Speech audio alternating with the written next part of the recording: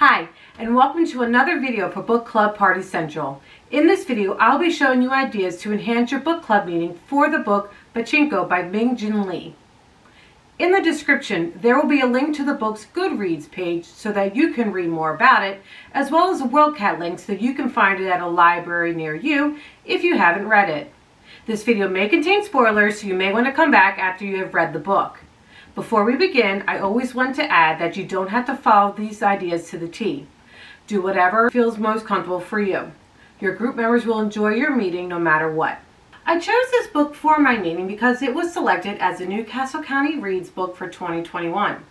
Reading from their website, Newcastle County Reads is a countywide program that encourages the Newcastle County community to read the same book at the same time and then discuss it in book groups and at events throughout Newcastle County library system. The program first began in 2005, expanded in 2010 to include an author event. Newcastle County Reads is a celebration of reading and literature. It offers a community an opportunity to engage with their neighbors and exchange diverse ideas and perspectives. I will put a link for the program down in the description below. At the time of this video posting, the TV adaptations of Pachinko was streaming on Apple Plus, which could be a great tie-in for your meeting discussion. My overall theme for this party is a casual dessert party. This is an homage to one of the characters, Sunja, and the candy that she makes and sells. I just keep thinking of the candy bars that you sometimes see at weddings and wanted to create a version of it. One of the best parts about choosing candy is that all the recipes can be made in advance so that you don't stress the day of. Also, who doesn't like candy? So let's get into it.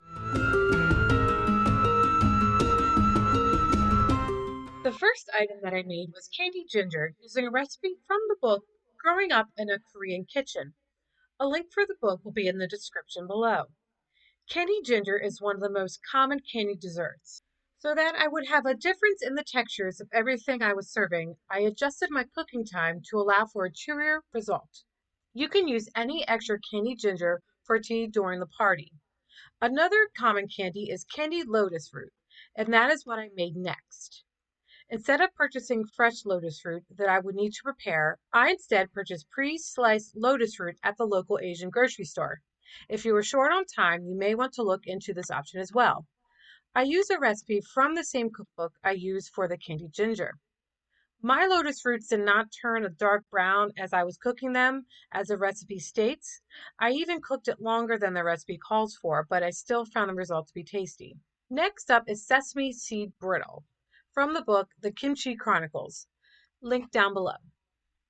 This recipe was my favorite, and if I'm being honest, I had to make it twice since I ate most of it before my meeting.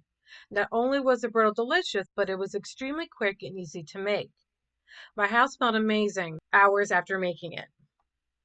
I do not have the best luck with roasting sesame seeds, so I just use regular sesame seeds with this recipe. I want to stress that you really need to work quickly when trying to pour out the sesame seed onto your pan. As you can see, I did not, and I paid the price. The last fruit item I made was sesame nuggets from the cookbook The Korean Table. And again, more information on the cookbook will be in the description. This recipe was also very easy to make. Instead of making my own roasted sesame seeds for this recipe, I instead saved myself some time and bought already roasted sesame seeds from the store. It did call for plastic or cast iron candy molds, but I used silicone ones that I had on hand, and it came out with the same result. For the cocktail, I served a pear punch from the cookbook Mangchi's Real Korean Cooking. Mangchi also has a YouTube channel, which I will put the link for in the description, as well as information on her cookbook. I have to tell you that I spent a whole day just watching her videos when I should have been working on this video. Her recipes are very approachable, and I highly recommend you checking her out. I just adore her, and I know you will too. I made this drink non-alcoholic as the other items are indulgent enough, but I have seen variations of this drink with soju in it. I also substituted the fresh ginger with the candied ginger I made for the party to give it a little different kick. Really push the peppercorns into the pear. Mine fell out and I had to re-push them in when I went to serve the drinks. Also, do yourself a favor and pick up an extra Asian pear or two if you haven't tried them already. They are so juicy and flavorful, and you can enjoy them after the dust has settled on the party.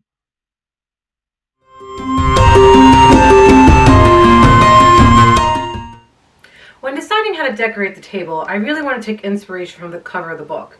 Now, we've all been told growing up, don't judge a book by a cover, but I just think this book cover is stunning, so I really wanted to pull in different aspects of the cover, and I'll show you that step by step. One thing that I love about reading books is the opportunity to learn about other cultures and customs. I not only explored this with the recipes, but also with the table design. In the research I did for this meeting, I learned that a typical Korean table is set in a simple fashion with the majority of the space left for small food dishes. The table setup I will show you honors this. I started with a plain tablecloth that I purchased from Kohl's that closely matched the color from the book cover. The runner I topped it with had silver rivets on one side. I placed the non-rivet side face up on the table so that you could just barely see the rivets coming through. It gave the runner some visual dimension while also looking like little teeny rocks. To represent the sun from the cover, I used reddish-orange placemats and hung them over the sides of the table so that they didn't overwhelm the other linen. You can use circular placemats to also match the shape of the sun from the cover, but as you can see here, rectangle will do just fine. For dishes, I used my everyday cream-colored dessert plates. I then used different size bowls in various shades of gray to represent the mountains on the cover. These bowls were all purchased for under $5 each from stores like Dollar Tree and Home Goods. Since this is a dessert party, I used crystal champagne glasses that were my granny's. Since the glasses are clear, they won't overwhelm the other colors on the table. I will use these for the kimchi, which is traditionally served at every meal. I also added dessert forks for the kimchi and dessert spoons for the drink. For the drink, I used crystal champagne glasses that I purchased at an antique shop. As with the glasses for the kimchi, these match the vibe of the event without overwhelming the other colors. Once the dinnerware is finished being set, it is time to add the food. Along with the items that I made, I also included different candy that I picked up in Asian grocery stores. These help add variety and round out the menu for the meeting while also saving me some time.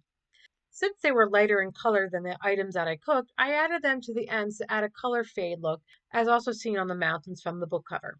As mentioned before, kimchi is traditionally served at every meal. Instead of making my own, I purchased pre-made kimchi from the Asian grocery store where I picked up the other supplies for this party. Since some of my guests may be trying kimchi for the first time, I only put a small amount in each glass. Should they want second, I'll get some extra nearby. I also added some chopsticks for my guests that choose to use them. These were saved from previous takeout orders, but you can purchase these pretty cheaply on the web or in Asian grocery stores. Last food item I added to the table was a drink. I waited until I served the drinks to top them off with the pine nuts so that they did not get soggy before my guests had a chance to enjoy them. Last item on the table were the discussion questions, which I printed on white paper. I used the questions that the publisher provided on their website, which are linked in the description. They were folded and notched with the beautiful hanbok on the cover, were closed with a black ribbon that was about 10 inches in length to allow for easier tying. I used clear black ribbons since that is what I already had on hand, but a solid ribbon would also look great. Just make sure that it is a satin blend, and this will make it easier to make a bow. If you do not want to print out the discussion questions, most copies of the book have the discussion questions in the back. My outfit for the party was by the brand Mavi. The founder, Carol Lim, is a Philly native, which is close to my neck of the woods, and she is also the daughter of Korean immigrants. I picked pieces from the line that were casual and were in neutral colors as to not clash with or take away from the vibrant colors in the table linen. And I will put a link to more information about them in the description.